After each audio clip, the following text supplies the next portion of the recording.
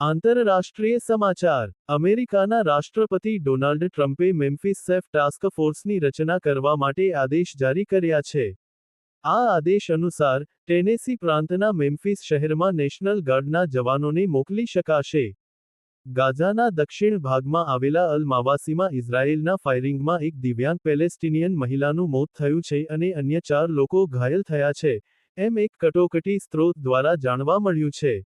ઇઝરાયેલના વડાપ્રધાનનું કહેવું છે કે હમાસના નેતાઓ જ્યાં પણ હશે, તેમને નિશાન બનાવવામાં આવશે.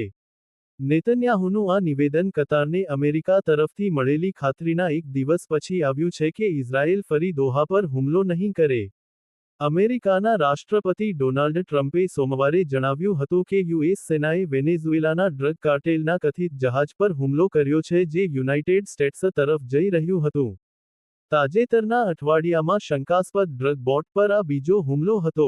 ટ્રમ્પ પ્રશાસને ડેલ્ટા અને એરોમેક્સિકોને નિર્દેશ આપ્યો છે કે તેઓ તેમની સંયુક્ત ભાગીદારી 1 જાન્યુઆરી સુધીમાં સમાપ્ત કરે. આ ભાગીદારીને કારણે આ બંને એરલાઇન્સ યુએસ મેક્સિકોની ફ્લાઇટ્સ માટે સમયપત્રક, કિંમત અને ક્ષમતા સંબંધિત ઘનશ્યોનું સંકલન કરી શકતી હતી. કતારમાં આયોજિત ઇસ્લામિક સમિટ સમાપ્ત થઈ ગઈ છે, પરંતુ ઇઝરાયલ વિરુદ્ધ કોઈ નક્કર પગલાં લેવાનો નિર્ણય લેવામાં આવ્યો નથી. અમેરિકાના અફઘાનિસ્તાન માટેના વિશેષ પ્રતિનિધિ એડમ બોહલર. અમેરિકા અને અફઘાનિસ્તાને દોહા કરારનો યોગ્ય રીતે અમલ કર્યો છે. કોઈ પણ પક્ષે કરારનો ભંગ કર્યો નથી. હવે બંને દેશો કેદીઓની અદલાબદલી કરી શકશે. અમેરિકા અફઘાનિસ્તાનમાં રોકાણ કરવા માટે તૈયાર છે.